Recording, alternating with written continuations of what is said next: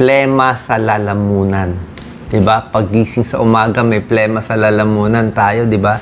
Dati, hindi ko naman nararamdaman to eh. Ngayon, tumatanda. Lagi may plema, laging parang may sugat-sugat dito. Isa sinisilip po sa salamin, may sugat ba? At parang misa pati boses mo, mahirap. So, ano gagawin natin sa mga plema na madikit na andito?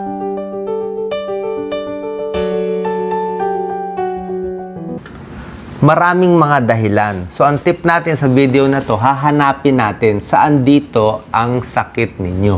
Okay? Isa dito ang naging sakit ninyo dahil may plema kayo. Pwedeng postnasal drip.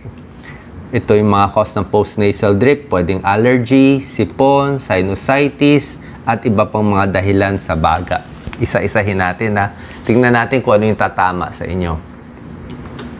Number 1, ito ang sintomas ng postnasal drip. Ibig sabihin, galing sa ilong yung mga mucus, yung liquid, at bumababa. At pag bumaba, pumupunta sa lalamunan, naiirita. Kaya pagdating sa lalamunan nitong tumutulo sa ilong, uubuhin. Parang may nakakiliti, di ba? Parang ang kati-kati, kailangan uubo ako konti. Sore throat, pwede rin, pati boses, nag-iiba din. Maraming cause ang postnasal drip. Bakit? Ang isang dahilan nito, kaya nagdi-drip-drip lagi, ay dahil sa may allergy kayo. Ito yung isa sa cause. Pwedeng allergy, pwedeng sipon, pwedeng sinusitis. Isang dahilan dito, allergy. 25% ng tao nagkaka-allergy.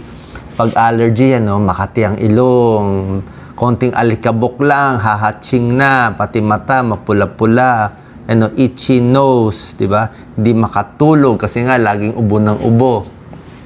Allergy causes sa pollen, sa halaman, pwede sa alikabok, pwede rin yan, sa mga hayop, sa pets, maduming bahay. Sa akin, itong mga computer na, mga tower, maraming mga dyan feeling ko yung mga himulmul, yung mga madumi, yung mga alikabok. Diyan ako na-allergy. Minsan sa sopa. Diba? Sa sopa, pag hindi nalilinis. Kaya kailangan malinis na malinis. So, gamot sa allergy, iwas sa nakaka-allergy. Pag lumalabas, pwede nakamask kung may allergy ka sa mga pollen. Yung mga hayop ba, pwede sa labas na lang ng bahay, mga balahibo nila. Diba? Kahit alagang ibon ko, meron din mga balahibo.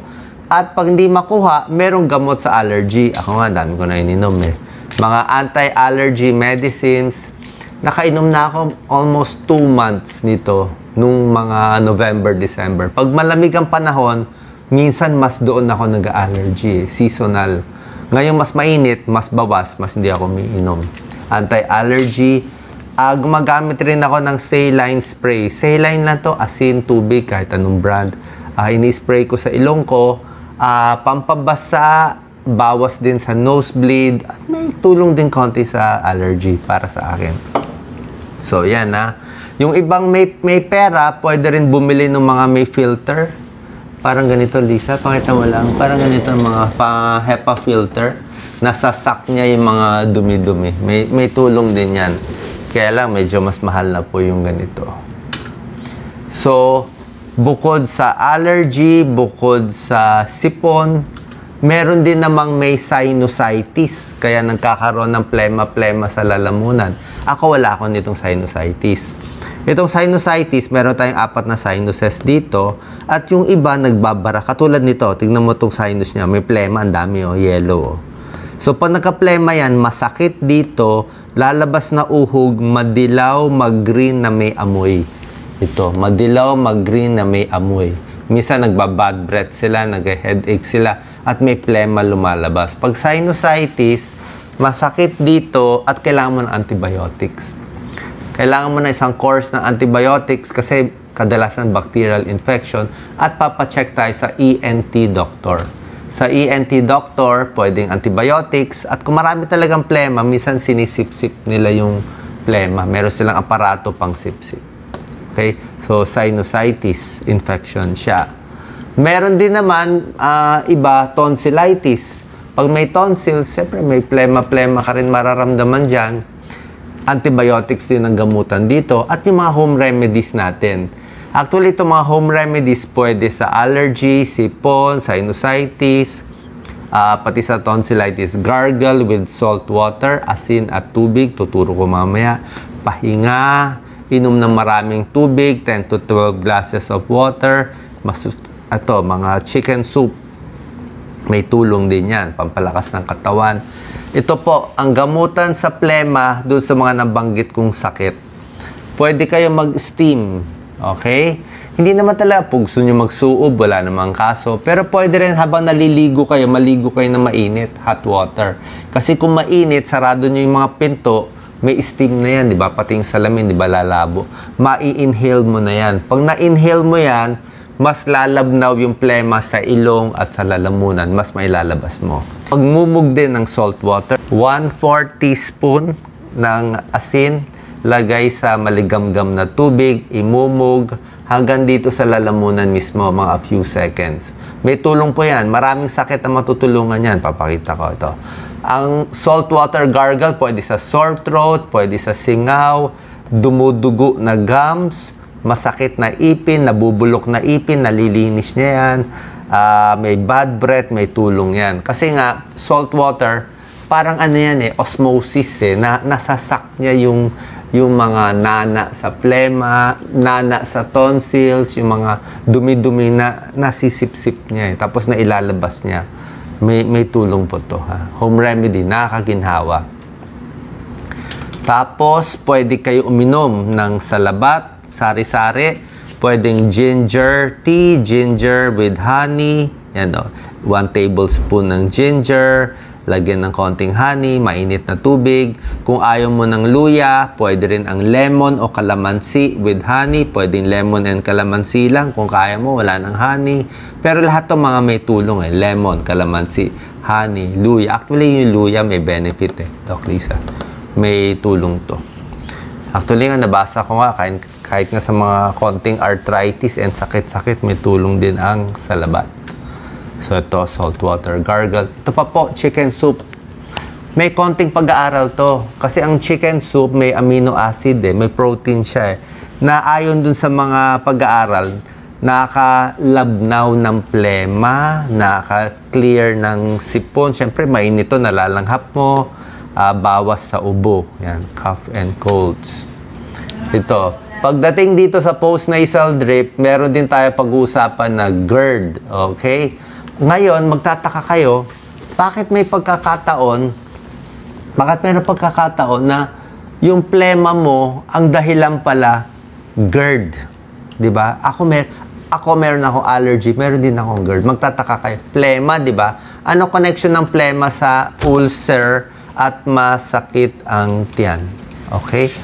So, may tao kasi, like tayo, pag very stressful, laging nalilipasan ng pagkain, ito, lumuluwag dito sa may tiyan natin, umaakyat yung acid. Pag humiga tayo sa gabi, aakyat yung acid, tingnan mo yung babae, aakyat yung acid, mahapdi dito, mahapdi sa lalamunan, mararamdaman mo yan. Yung iba nagkakaroon pa ng ulcer, heartburn, regurgitation, ito parang may lump. Yan ang problema ko. Okay? So, yan may nararamdaman siya dyan. So, anong gagawin natin? So, quit smoking, exercise, at pinakamahalaga lahat dito, paghihiga kayo, dapat nakataas.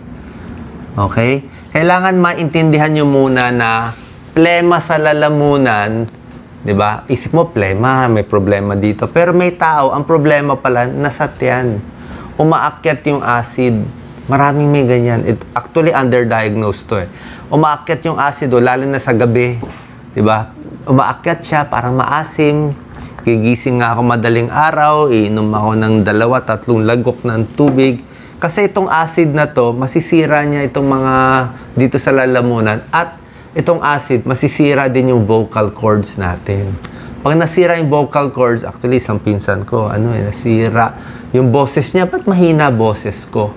Chinek ng ENT, nasilip, nagagasgas na yung vocal cord niya, kakatama sa acid. So, ang tip sa kanya, matulog ng 2-3 unan at medyo mataas. Pwede ka mag-lazy boy kung gusto mo. So, Isang tip pa rin sa mga may GERD, ito po, kumain ng maraming beses pero pakonti-konti lang. Ayaw mo mapuno ang tiyan eh. Ayaw mo siya ma-overflow ng pagkain eh. Tapos maghintay ng 3 oras bago hihiga. Bawas sa maaanghang, maaasim, sobrang kape, sobrang alak, yan nakakaasid. Dahan-dahan lang ang kain. Kung pwede nga, medyo matatabang lang, mga lugaw, kanin, sabaw lang para kalmado ang tiyan. Isa pa, huwag magsusot na masikip. Maong na masikip, lalo ka lang mag-GERD eh. Yan. Manage stress at magpapapayat tayo. Oh, may secret pa ako sa GERD.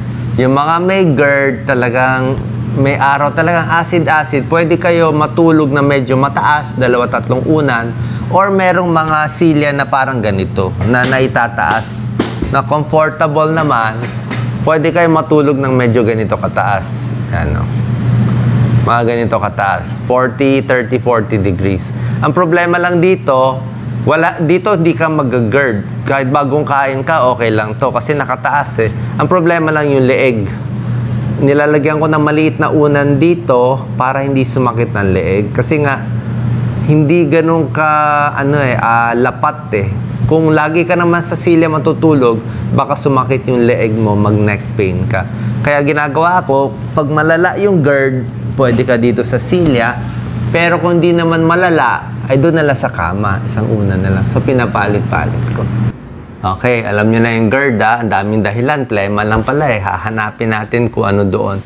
At lastly, merong plema na sa baga talaga nang gagaling. Yung mga kinuwento ko hindi sa baga eh. Sa ilong, allergy, tapos sa tiyan, sa GERD. Ito sa baga mismo. Mga pulmonya, bronchitis, bronchiectasis, COPD, emphysema dahil sa paninigarilyo at infection sa baga or exposure to air pollution. Nagkakaplema din yan. Yung mga smoker's cough, naninigarilyo, di ba? Naninigarilyo, kaya may plema. Yun na yun. At ang gamutan dito, syempre papacheck tayo sa pulmonologist, sa lung doctor, postural drainage, yung patabingi-tabingi para lumabas yung plema, chest physiotherapy, yung pinapalo-palo to, tapos controlled coughing, yung ubo na half cough, para konti-konti, ganun ang gusto natin.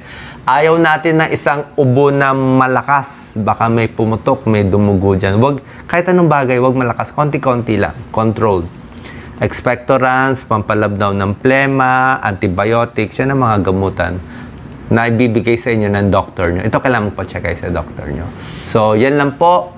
Pag may plema sa lalamunan, ito yung mga dahilan. Sa akin, allergy and GERD. Kayo, hindi ko alam. Baka meron kayo dito ibang problema. Baka sigarilyo, baka sa baga. So, hopefully, pag alam na natin ano ang dahilan, nabigay ko naman sa inyong gamutan, sana po nakatulong tong video. Pag tuloy-tuloy ang sintomas, pa-check tayo sa doktor kahit isang beses para at least mag-guide lang kayo kung saan kayo papunta. God bless po.